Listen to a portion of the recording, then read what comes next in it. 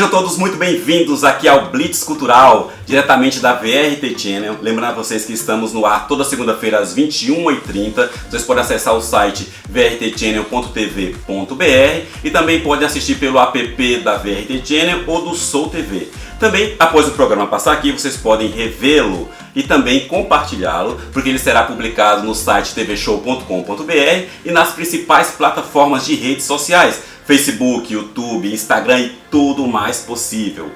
Quero falar para vocês que a nossa convidada de hoje é muito especial. Eu sei que eu falo isso com diversos convidados, mas por quê? Porque é uma pessoa que tem uma das profissões mais importantes do Brasil, porque ela, além de ser escritora, ela é professora, pedagoga, pós-graduada em gestão educacional, pós-graduada em psicopedagogia com ênfase na educação especial. Gente, eu estou aqui com a Rosane de Oliveira. Rosane, seja muito bem-vinda aqui ao nosso programa Blitz Cultural. Olá, boa noite a todos. É um prazer enorme estar aqui com todos vocês. Eu que agradeço o convite, muito obrigada. Vamos falar um pouquinho do nosso trabalho, espero que vocês gostem. Nós que agradecemos a sua presença aqui. Primeira coisa que eu quero conversar e vou sugar o máximo possível dessa profissional. Rosane, eu quero saber qual que é o maior desafio de trabalhar com crianças. Os desafios são muitos, né? Muitos. Mas eu creio que o maior deles é a gente desvendar o universo infantil, que é muito amplo, mas que cada criança é única, né? Não tem uma criança como a outra. E aí o maior desafio é a gente estudar continuamente, né? Para que a gente possa alcançar com louvor cada universo desse, né? E com certeza isso vai deslanchar para o futuro deles, né? E participar de todas as etapas que começa desde lá da educação infantil e vai se estendendo aí para todas as outras etapas da vida dessas crianças. Nós sabemos que a educação no Brasil é muito precária. Temos condições horríveis de educação, temos pessoas analfabetas, crianças, jovens, adultos, muitas crianças fora da escola. É um desafio diário trabalhar com esses pequenos, mas eu precisava fazer essa pergunta. Quem dá mais trabalho, as crianças ou os pais? Opa! Então, vamos lá. As crianças, elas precisam, né, de um referencial, elas precisam de um espelho, elas precisam desenvolver mesmo a identidade delas. E isso começa lá no seio familiar, né? A educação começa em casa. E a gente nota, né, que alguns pais dão um pouquinho mais de trabalho quando a gente recebe essas crianças e vê assim a dificuldade, né, que elas têm de entender limites, algumas regras, algumas coisas. Então, em alguns momentos, porque criança dá trabalho mesmo, e isso faz parte, né, do mundo infantil. Mas algumas vezes os grandinhos dão mais trabalho. Eu imagino. Então vocês pais que acham que a educação está na escola, não senhor, está na sua casa primeiro. Você tem que fazer no mínimo 60% a 70% aí dentro de casa para depois entregar responsabilidades para os professores, porque tem muitos pais folgados que acham que é só pegar a criança e jogar na escola e se livrar. E aí não é bem por aí, né? Não mesmo, não. Bom, pessoal, nós daqui a pouco vamos voltar a diversos assuntos importantes sobre a educação, sobre criança e tudo mais, mas antes vamos falar do tema principal dessa entrevista, que é o livro que a Rosane de Oliveira escreveu. Gente, estou com ele aqui na minha mão, é uma graça esse livro. Lulu, Cambaxirra e Beija-Flor. Gente, vou pedir para que ela mostre, mas eu vou mostrar aqui um pouquinho, um livro colorido, lindíssimo. Olha só, um livro conta uma história maravilhosa. Eu queria que você contasse um pouquinho pra gente do que fala o livro, qual a mensagem principal, o que você queria fazer, qual a sua ideia quando você desenvolveu esse livro sensacional. Vou entregar aqui na mão da pessoa responsável, da criadora desta obra aqui. Rosane, mostra aqui para o nosso público e fala um pouquinho dele, pode folhear aqui para o pessoal. Fica à vontade aqui, o programa é teu. Então, esse livro, né, essa obra, eu vejo como um presente, né? Presente que veio em minhas mãos para ajudar a ressignificar a dor do luto. E isso começou, na verdade, com a minha experiência depois da perda de um grande amor que foi o meu pai. Eu nasci no dia do aniversário do meu pai, dia 14 de abril. Nós tínhamos uma ligação muito grande, né, muito forte, muito linda.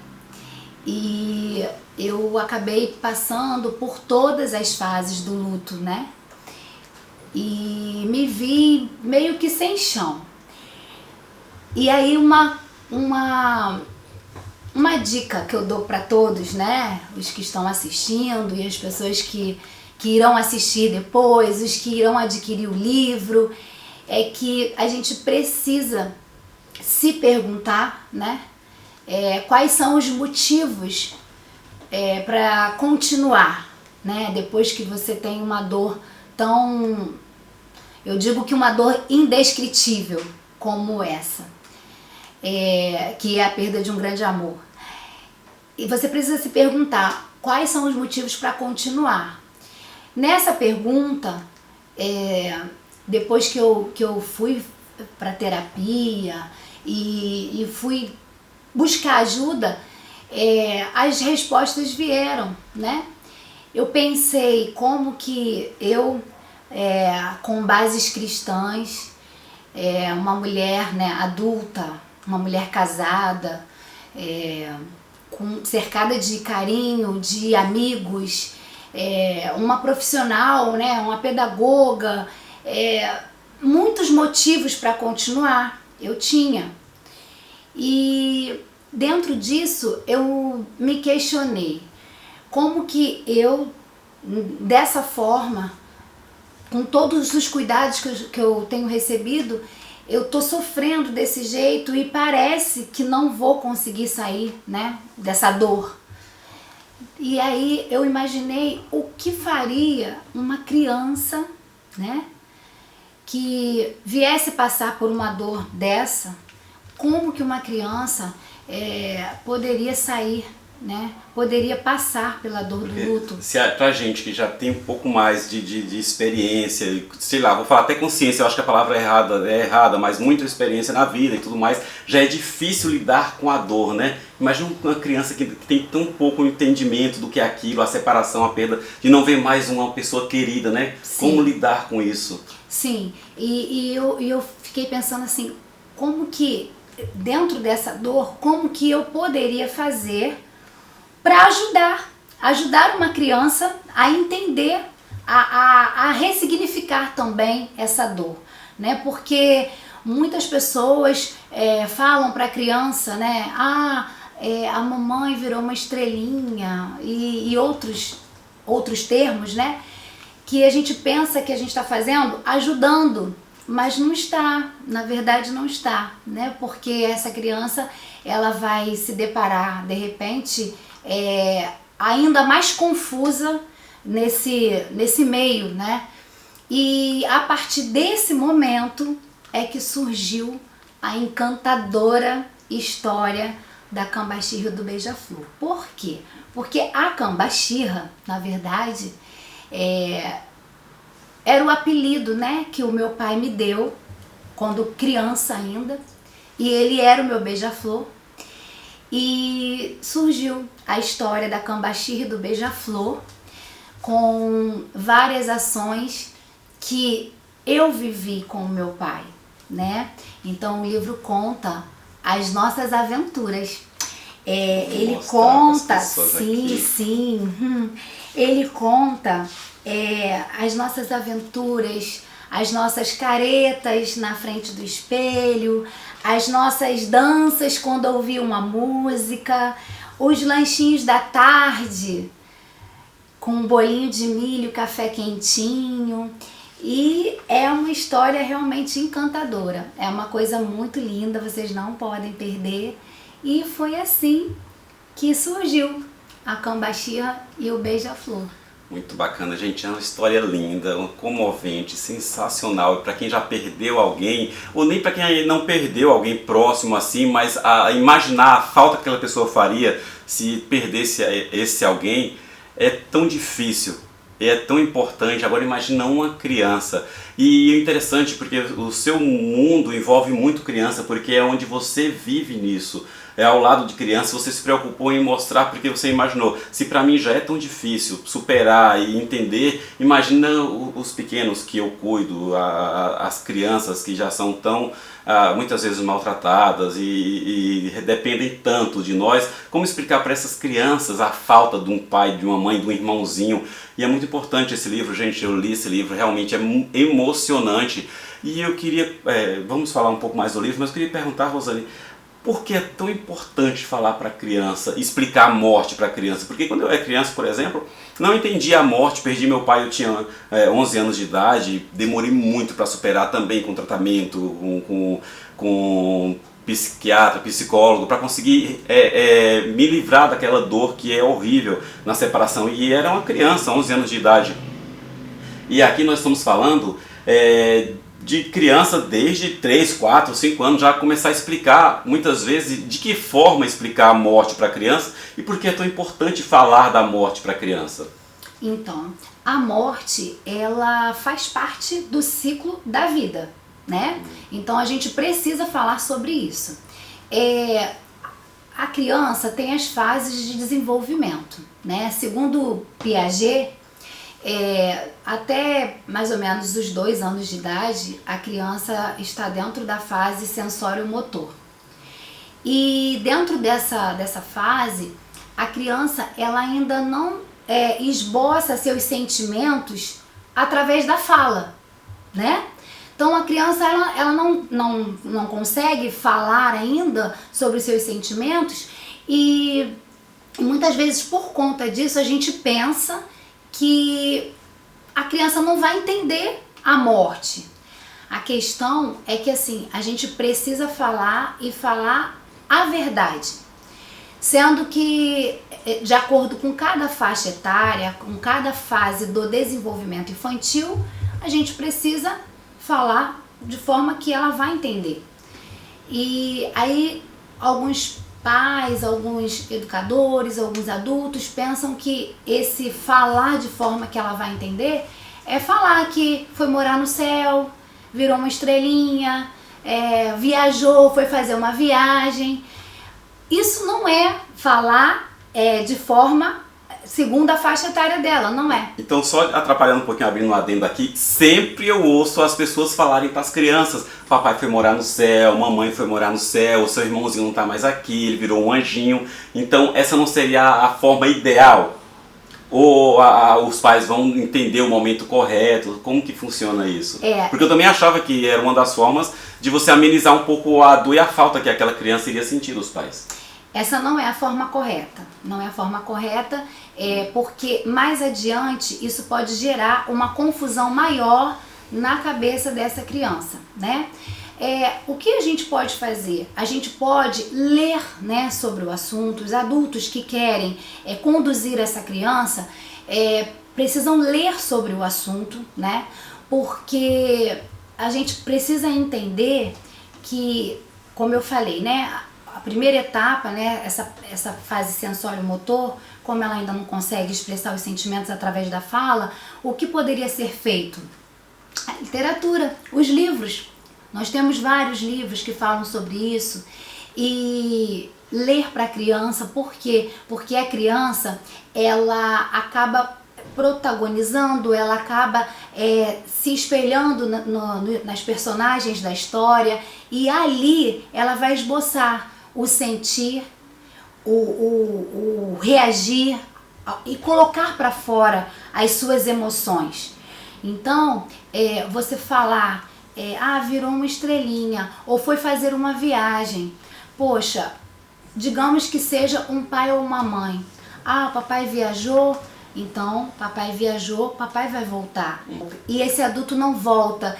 E aí a pessoa que falou isso para ela passa a não ter mais confiança para essa criança. Entendi. Porque em algum momento ela vai perceber que não foi falada a verdade para ela, né? O papai não volta, a mamãe não volta, começa a revolta. Por que ele não volta? Aí descobrir que aquela pessoa que ele confiava mentiu. Sim. Aí é muito pior. Exatamente.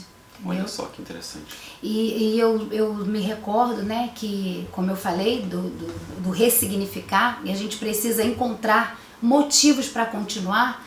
E aí eu lembro assim, motivos para continuar.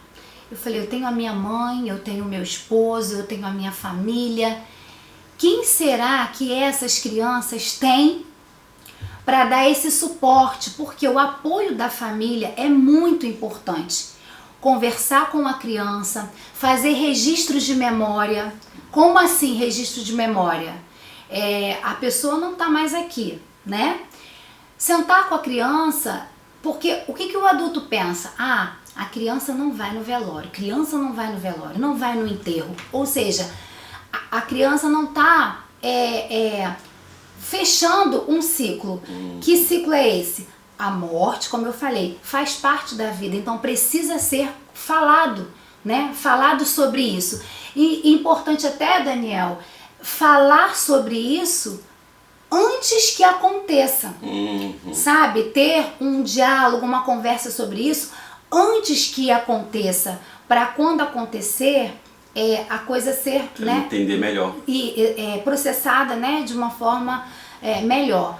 Então, a gente fica pensando que a criança não pode, tem que abster, a criança não pode ir ao enterro, não pode falar para a criança que morreu, não pode fazer isso. A gente tá fazendo o que com essa criança, né? Isso é uma maldade, na verdade. Então, que eu entendi que o luto também é importante para a criança. Sim, é importante. E aí a gente pensa assim, tá muito pequenininho, vamos deixar para quando estiver maiorzinho. Mas, na verdade, a criança é um ser humano, ela faz parte da vida, ela tá no contexto. Aí o que você faz? Morreu. Aí os adultos resolvem tudo e tal, não sei o que, vão, né, ter o seu luto e tal. Tá brincando, a criança tá brincando, a criança não tá entendendo nada não. Tá sim, só que naquele momento, vamos supor, aquela criança tem 3 anos de idade. Então, vamos conversar com essa criança sobre este assunto dentro da faixa etária dela. O outro tem 7 anos. Vamos conversar com ele sobre o assunto dentro da faixa etária dele. Mas vamos conversar, vamos falar sobre o assunto porque é muito importante. Entendeu? Ótimo, muito bom. Gente, é um tema pesado, mas é um tema muito importante que precisa ser conversado, precisa ser debatido, precisa ser ensinado. E o que a Rosane falou esclareceu muitas dúvidas. Assim, inclusive eu tinha conversado com a criança dentro da faixa etária da criança, ou seja, inclusive uma criança de 3, 4 anos com figuras, com livros, mostrando que aqui no livro Cambaxira e Beija-Flor, você mostra inclusive quando o Beija-Flor morre, e a forma que a Cambaxira vai lembrando dos momentos e tudo mais, e é uma forma bonitinha, se posso se falar assim, de mostrar para a criança esse distanciamento, essa perda e essa separação, e que é infelizmente o ciclo natural da vida e que ela vai ter que aprender aos poucos a lidar com isso, né? Sim, e quando você fala, né, uma forma bonitinha, tá? Quando eu falei sobre registros de memória, é mais ou menos o que eu trago aqui na história. Por quê? Porque quando o Beija-Flor morre, né?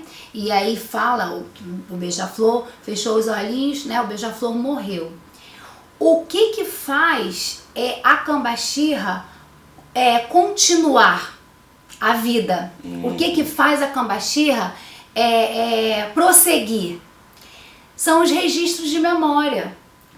Tudo que eles viveram juntos, né? E aí se você senta com uma criança e aí você vai trabalhar isso com ela, faz um registro de memórias com ela. Como? Se foi a vovó, o que você mais gostava de fazer com a vovó? Gostava de comer os bolinhos de chuva que a vovó fazia. Vamos desenhar? E ali vai fazer o registro de memória. Fotos, expressões mais faladas, as comidas, as brincadeiras, as músicas, registro de memória, porque aquilo ali não vai se perder, nunca, entendeu? E a criança vai crescer, mas naquele momento, naquela fase ali, aquela oportunidade foi dada a ela. Muito bacana. Gente, que tema sensacional. Muito bom conversar sobre isso. Eu vou dar um intervalozinho, inclusive, para a Rosane tomar uma água, né? Eu falei que eu ia aproveitar o máximo possível e estou realmente fazendo isso. Estamos de volta aqui com a nossa convidada maravilhosa, Rosane de Oliveira, e esse seu livro sensacional. Mostra aqui novamente o livro. Sei que vocês estão doidos para ler esse livro aqui, para ter essa história nas mãos de vocês. No final nós vamos passar onde vocês podem encontrar este livro, as redes sociais aqui da nossa convidada, vocês podem segui-la, conhecer um pouco mais. Se mandarem pergunta para as redes sociais, você vai responder para as pessoas? Com certeza! Olha aí, se tem alguma dúvida, algum questionamento, justamente sobre esse tema que é tão doloroso, um tema complicado, é um caminho espinhoso de se pisar, porque é para explicar isso para uma criança, então nada melhor do que procurar um profissional realmente que entende sobre isso, e um desses profissionais aqui é a Rosane de Oliveira. Então vamos continuar. Rosane, você perdeu o seu pai e no livro você fala de superação. Como foi a sua superação ou como está sendo, porque não faz muito tempo que ele se foi, como está sendo a sua superação? Então, realmente um tema assim difícil, mas como eu falei, o que é ressignificar a dor, né? Tem até, eu até vou ler aqui, né? Na orelhinha aqui do livro fala assim, ó: eu quero lhe ensinar uma coisa. Preste muita atenção. Toda vez que você sentir minha falta, promete que vai sorrir? Até doer a barriga, lembrando das nossas caretas e com a certeza de que quem a gente ama mora para sempre dentro do coração? Ressignifiquei, transformando toda a dor em cor. Eternizei o nosso amor. Não fui eu, foi Deus. Eu digo que foi Deus porque, como eu disse, a Cambaxi e o Beija-Flor é um presente que veio realmente de Deus para a minha vida e para a vida de todos vocês. O ressignificar, eu entendo que é dar uma nova cor para a dor, sabe? E eu entendo que foi isso que aconteceu. Por quê? Porque hoje em dia, se você me perguntar, Rosane, você ainda chora? Sim. Você sente saudade? Sempre. Mas a dor não é mais uma dor cortante, perfurante, uma dor doída, né? E aí eu até lembro do poeta Rubem Alves. Por quê? Rubem Alves, em todos os seus poemas, e tem até um livro que eu gosto muito dele, né? Que fala que ostra feliz não faz pérola. Foi até um livro que eu ganhei do meu esposo e que eu amo demais esse livro.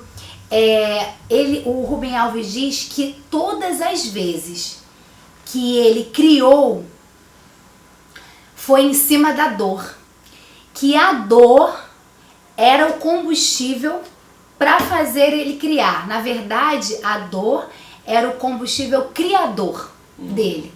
E eu entendi que aconteceu a mesma coisa, sabe, comigo.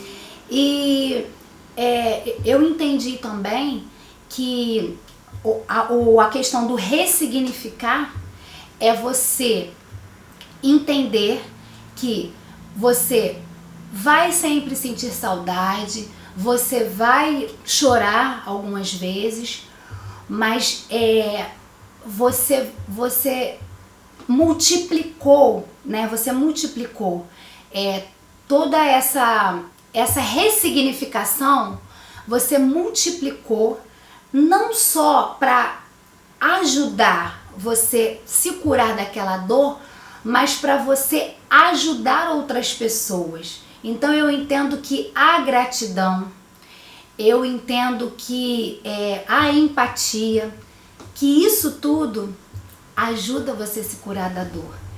Quando eu entendi que a minha história, que essa ressignificação ajudaria outras pessoas, eu percebi que a superação chegou.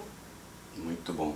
Muito importante, queria te dar realmente os parabéns pela iniciativa, pela coragem de fazer esse livro, pela coragem de estar aqui expondo e mostrando que muitas pessoas não têm coragem de falar das suas dores. E é tão importante nós falarmos de tudo que nos incomoda, seja do tema que for, porque afinal de contas estamos num país livre e precisamos ser livres, e muitas vezes o que você está falando pode ajudar e muito a pessoa que está ao seu lado, a pessoa que está te vendo. Então são temas como esse que faz a gente evoluir um pouquinho mais. Parabéns de verdade, Rosane. Bom, gente, estamos aqui com uma professora. Você tem bastante tempo de experiência, bastante anos como pedagoga. Então, não poderíamos deixar de falar de assuntos que são muito relevantes para a sociedade. E eu gostaria de saber com você como lidar com a criança que chega até você com sinais de agressão, ou de violência sexual, ou de depressão. O que fazer em um momento como esse? Realmente são assuntos bem relevantes, assuntos importantíssimos, e sim, recebemos crianças nessas condições, crianças com sinais de depressão, abuso sexual, violência. Lembrando que toda criança, né, que chega assim, ela dá sinais, não adianta que ela dá sinais. Ela, de repente, uma criança reprimida, uma criança que teve queda no desempenho escolar, uma criança agressiva, criança com brincadeiras sexuais repetitivas. E então isso são sinais, né, que a gente precisa se atentar.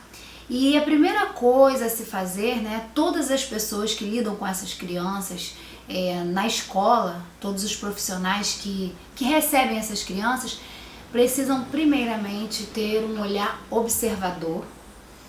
E a gente precisa também, e aí eu lembro bem de alguns estudiosos, né, como Piaget, como Vygotsky, que eles davam muita ênfase à afetividade, ao desenvolvimento mesmo, né, educacional através da afetividade.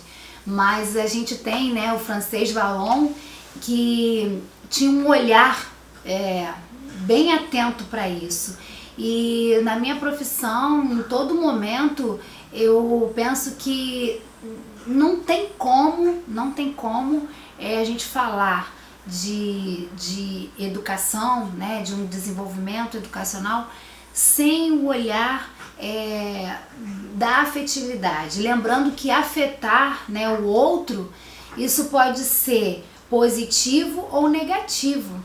E aí, se você simplesmente fecha os olhos para essa questão, você pode muito bem, eu tô ali para ensinar, então você vai ensinar lá, vai alfabetizar a criança.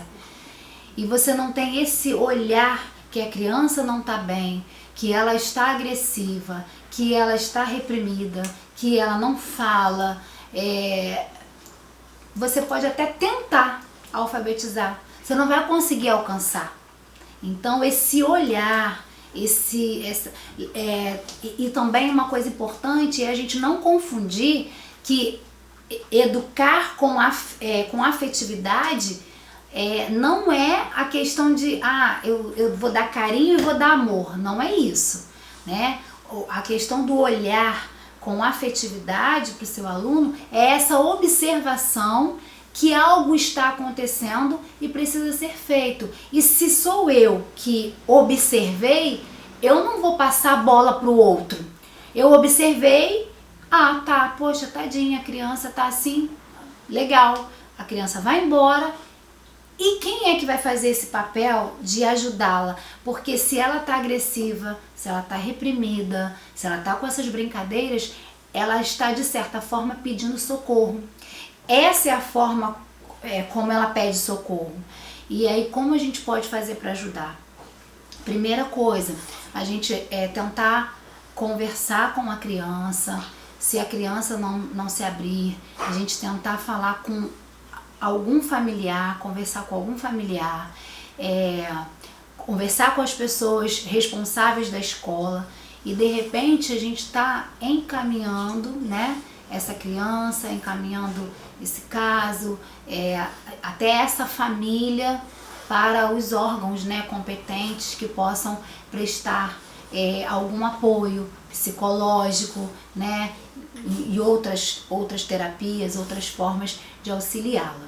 Uma outra coisa também, e eu, né, volto a falar, que como escritora, né, totalmente a favor da literatura. Nós temos algumas literaturas que trabalham essas questões e é importante, são temas importantes. Então, assim, eu até deixo aqui uma dica, né? Nós temos um livro que é Meu Corpo, Meu Corpinho, de Roseli Mendonça, que trata sobre a privacidade, sabe? Sobre a integridade física da criança. Então, como que você vai chegar na criança, falar sobre um assunto, né, tão importante, como que você vai chegar nessa criança,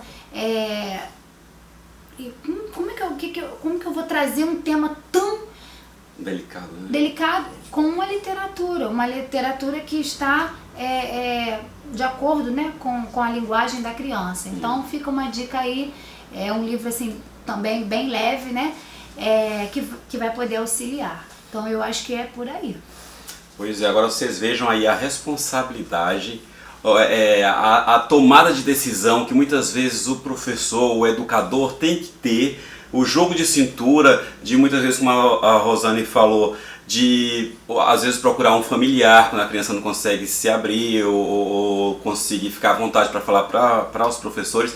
Agora você imagina muitas vezes onde a criança tem o agressor dentro da própria casa, onde o pai, a mãe, o tio, os avós são os próprios agressores, os abusadores. Então vocês vejam a responsabilidade que não é isso? Sim. Porque muitas vezes, por exemplo, durante a pandemia, muitas das crianças, ou às vezes até mesmo as mulheres com o agressor dentro da sua casa, a fuga que ela tinha seria no trabalho, as crianças, a oportunidade que elas tinham, aquele momento de paz, ou em que ela poderia confiar, seria na escola, onde ela também poderia mostrar isso tudo que aconteceria com a agressão, a forma de brincadeira, onde vocês poderiam perceber o que estava acontecendo com essa criança, e de repente teve que se fechar para o mundo e viver ali dentro daquele reduto com o próprio agressor. Imagina como essas crianças puderam sobreviver, muitas não sobreviveram, porque estavam vivendo ali com o seu próprio agressor, com o seu próprio intimidador.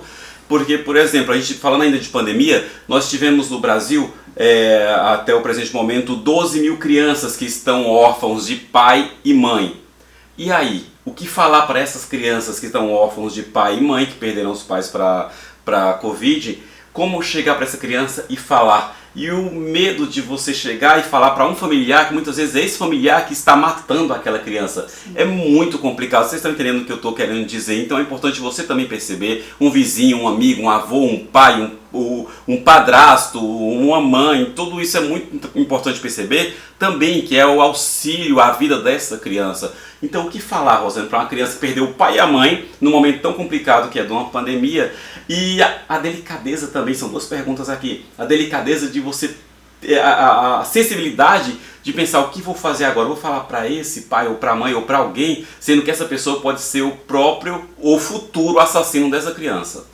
Sim, geralmente, tá, os agressores, os assassinos estão dentro da própria casa, no convívio da criança, né, no convívio da criança. E muitas vezes a criança não fala porque foi ameaçada, né? E aí a criança tem medo, a criança não sabe lidar. E daí realmente a importância da escola. E a gente sabe que muitas crianças, como você bem colocou, durante a pandemia, imagino eu, né, que devem ter sofrido demais.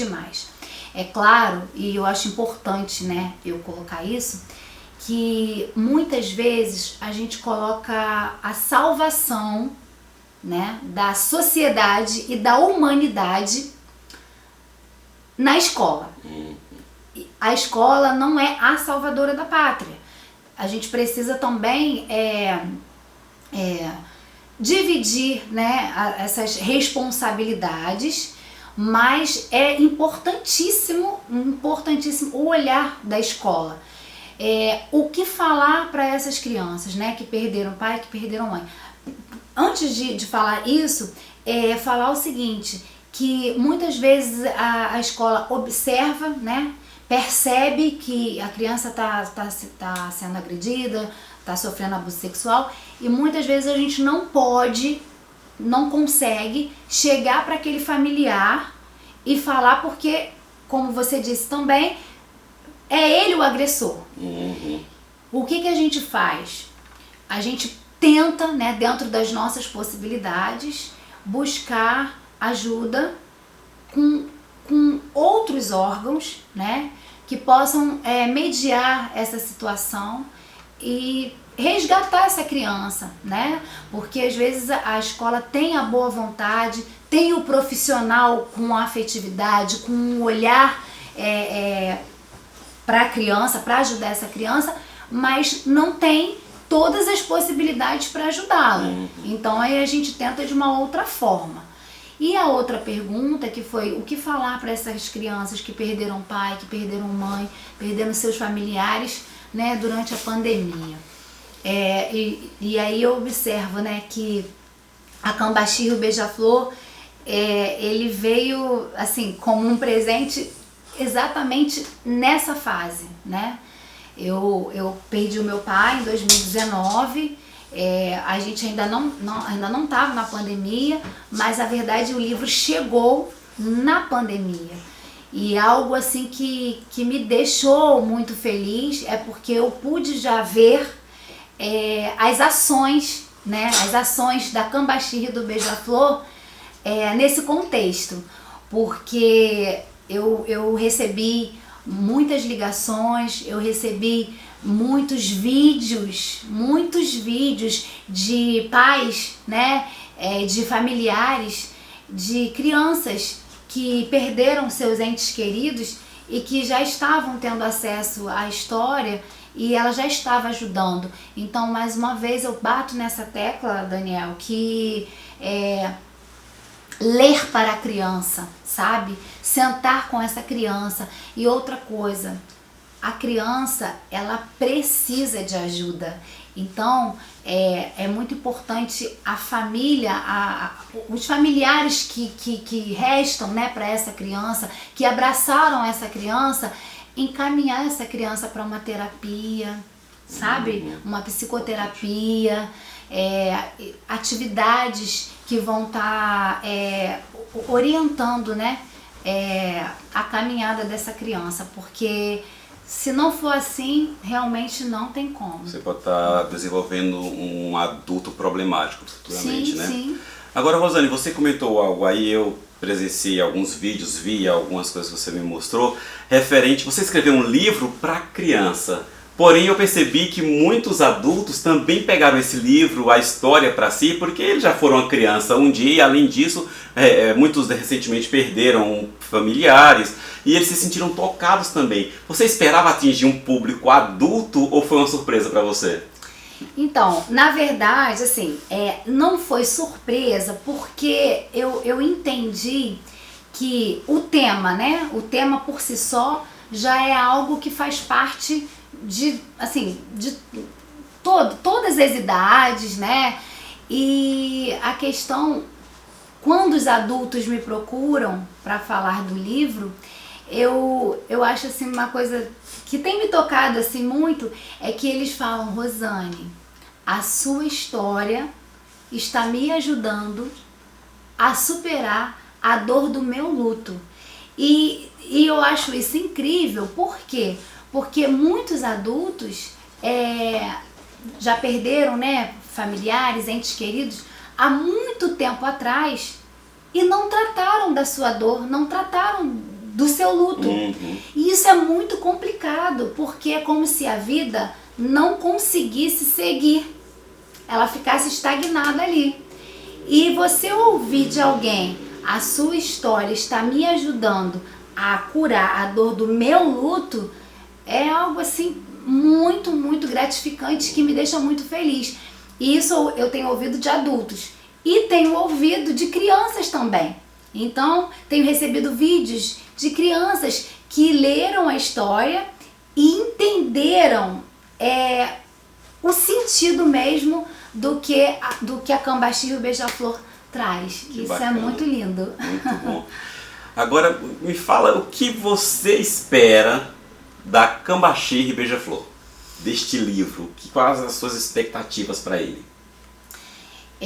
Eu espero que em cada lugar, em cada vida que esse livro chegar, que esse livro tocar, essa pessoa seja verdadeiramente curada da sua dor e aprenda a ressignificar a dor.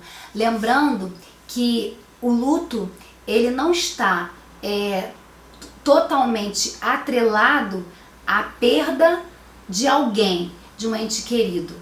Ele está atrelado, o luto está atrelado a perdas. A perdas. E muitas vezes essas perdas, elas travam tanto a vida da gente que a pessoa realmente para no tempo. E a pessoa não entende por que ela não consegue alcançar, ela não consegue avançar, ela não consegue crescer. Ela só vai entender isso quando ela conseguir aprender a ressignificar essas perdas, essas dores. E aí eu acho que assim, a minha maior realização vai ser ver isso acontecer na vida das pessoas. Muito bacana, gente. Eu estou aqui conversando com a Rosane de Oliveira, a escritora do livro Lulu, Cambaxi e Beija-Flor. Agora eu queria perguntar para você, Rosane, a pergunta que não quer calar.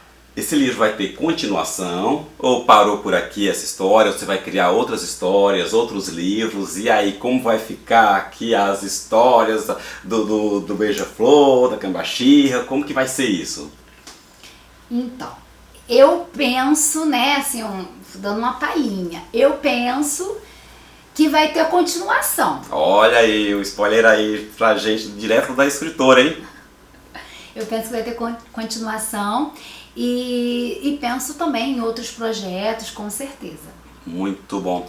Agora, você como educadora, agora escritora, e com toda essa experiência e bagagem que você traz, o que podemos fazer para que as crianças leiam mais? As crianças, principalmente o mercado editorial brasileiro que eu estou me referindo. O que podemos fazer para que nossas crianças tenham mais o hábito de leitura, que o Brasil está na posição lá em cima, horrível em nível de leitura e também de educação. Mas o que você acha que poderíamos fazer para que as crianças pegassem o gosto pela leitura? Largasse o celular um pouquinho de lado, né? E se for no celular, mas que leiam os livros diretamente no celular também, mas que leiam. O que podemos fazer para que as crianças leiam mais?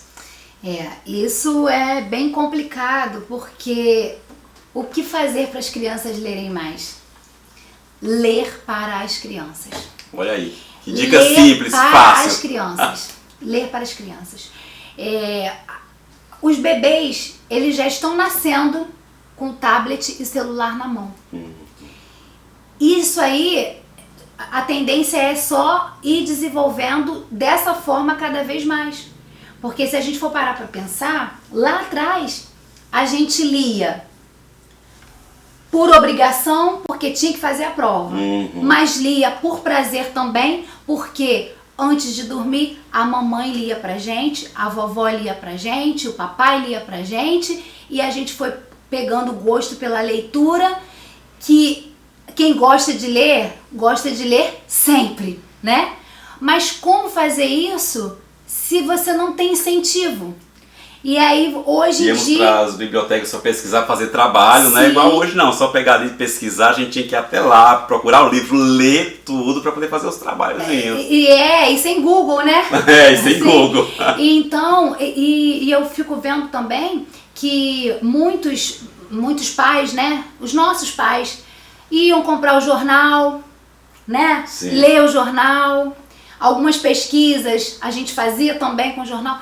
Não tem mais, e aí fica complicado. E o que acontece? A criança, como eu já falei, né, e aí eu vou reforçar aqui, a criança com a leitura, ela interage, ela protagoniza, ela se vê nos personagens, isso acaba, ela acaba elaborando, né, algumas questões, né, internas, expondo alguns sentimentos e as sensações, o sentir, o falar, o interagir. Não tem como a criança crescer e não tem como a criança gostar de ler se ninguém lê para ela. E aí eu lembro de uma coisa, e as pessoas falam assim, mas o pai de fulano, a mãe de fulano não lê para ele porque não sabe ler. Muitos de nós, né, que tem a nossa faixa etária, tiveram essa dificuldade. 20 e poucos anos. 20 e poucos anos. Que os pais não liam porque eram analfabetos, mas nós tínhamos sempre um momento de leitura na escola, na roda de amigos, com os gibis, né, com a literatura. E aos poucos a gente observa que, né, parece que isso está se perdendo. E assim, eu penso que a conta já chegou. A conta já chegou. Porque uma outra coisa também, os bebês já nascem lá com o celular e o tablet na mão e a gente não entende e não percebe que os próprios pesquisadores, né, os estudos que são feitos, que são apontados, isso interfere no próprio desenvolvimento cerebral, né, do indivíduo. Porque a criança está ali, ela tem, como eu falei lá atrás, as fases do desenvolvimento, né? A neurociência, ela prova isso. Ele precisa assim, ele precisa pensar, ele precisa ouvir, e ele tá ali só olhando para aquela tela, só olhando para aquela tela. Até mesmo desenvolvimento físico, porque as crianças não brincam mais, não correm, não caem, não sobem em árvore como nós fazíamos, jogava futebol, 24 horas ali com o tablet, com o celular. Sim. Então até o desenvolvimento físico, também. A musculatura e tudo mais, a criança não é a mesma mais hoje em dia. Exatamente, é isso mesmo. Então vamos ficar de olho aí. Se preocupar com as nossas crianças, incentivar a leitura, você adulto também, leia, eu sempre falo isso, revistas, livros, jornais, reportagens, bula de remédio, qualquer coisa, se você ler um pouquinho já está ajudando bastante, está ajudando o desenvolvimento da criança, está ajudando o seu desenvolvimento, vai te dar uma educação melhor, vai dar uma educação e uma base muito melhor para os nossos filhos. Então, gente, agora uma pergunta que eu quero fazer para a Rosane, ela como educadora e professora que é a pessoa ideal para responder. Onde erramos na nossa educação? Eita! Né? Então, o Brasil, ele tá, se eu não me engano, em 53º lugar na educação. E por mais programas e projetos que tenha sido desenvolvido para que todas as crianças estejam matriculadas de fato, de verdade, nós ainda temos mais de 700 mil crianças fora da escola. Olha isso. Né? E para a gente chegar, né, a um patamar de uma educação, eu não sei se algumas coisas a gente consegue rever, a gente consegue corrigir, porque depende de muitas questões. Mas para a gente conseguir melhorar um pouquinho, além de políticas públicas, eu creio que investir muito no profissional de educação. Então, assim, são muitas questões, né? Assim, a gente poderia ficar aqui falando muitas horas sobre isso, porque é um tema que tem muito conteúdo. É um programa só para um tema desse. Só. Mas eu creio que é por aí.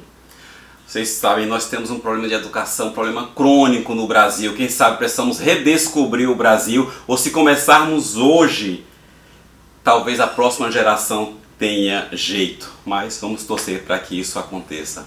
Agora falando de coisas boas, quais os próximos projetos para a tua carreira?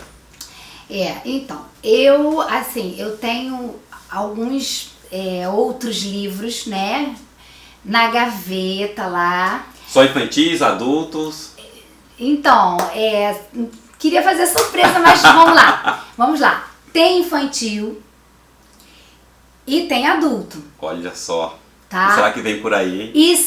E assim, eu já posso adiantar que Lulu e Cambachirra, né? Lulu, Cambachirra e Beija-Flor, que trata sobre o luto, né? Elaborar o luto, que é um tema muito importante. Então eu já adianto assim que os outros, mesmo que seja infantil, né? Ainda que seja infantil, ou para adultos, são temas que têm a ver com a nossa vida, o nosso dia a dia, as questões de superação, é mais ou menos aí. Olha só que bacana, muito bom. Agora, gente, eu quero falar para vocês que esse livro está sendo já muitas vendas, já está sendo muito aceito e ainda nem foi lançado. Quando será o lançamento? Tem previsão? Sim, tem previsão sim. Provavelmente mês que vem, novembro. Novembro, então não sei se esse programa está passando agora em novembro, mas se estiver passando agora, o livro vai estar sendo lançado este mês, mas provavelmente vocês vão saber nas redes sociais da Rosane e nas minhas redes sociais. Nós vamos estar publicando, divulgando isso o máximo possível, pulverizando, porque é muito importante, é um tema realmente muito relevante. Agora, para finalizarmos, é uma pena que estamos chegando ao final do nosso programa. Queria que você falasse para as pessoas aqui onde elas podem encontrar o teu livro, onde podem comprar e também tuas redes sociais, onde elas conseguem te encontrar, às vezes para mandar uma mensagem, bater um papo e até mesmo para informações sobre o teu livro e das tuas próximas obras. Ok. Eu quero agradecer também, muito feliz de estar aqui, né? E quem quiser adquirir meu livro, ele já está disponível no Clube de Autores e no site da Filos Editora. E mais pra frente, né, a gente vai encontrar em todas as plataformas digitais. E as minhas redes sociais, o Instagram é Zane Oliver e o meu Facebook Moisés Marques da Rosane. Olha, Moisés Marques da Rosane. Sim. Moisés Marques é o esposo da Rosane, que inclusive é um ótimo, um profissional muito gabaritado, é um compositor. Olha, daqui essa expressão conhecer, provavelmente futuramente teremos ele aqui para uma próxima entrevista também. Rosane, quero muito te agradecer por participar, fazer parte aqui da história do Blitz Cultural. Muito obrigado, eu que agradeço a todos e convido a todos vocês para adquirirem, né, a Cambachirra e o Beija-Flor. Eu tenho certeza absoluta que vocês não vão se arrepender, tá? Muito bom. Gente, este foi o programa de hoje, muito gostoso, muito informativo, muito educativo. Conhecemos essa escritora maravilhosa, Rosane de Oliveira, o seu livro espetacular, Lulu, Cambachirra e Beija-Flor. Eu espero vocês no nosso próximo programa aqui no Blitz Cultural, na VRT Channel, às 21h30, toda segunda-feira. Aguardo por vocês, um beijo no coração e até a próxima. Tchau, pessoal! Tchau!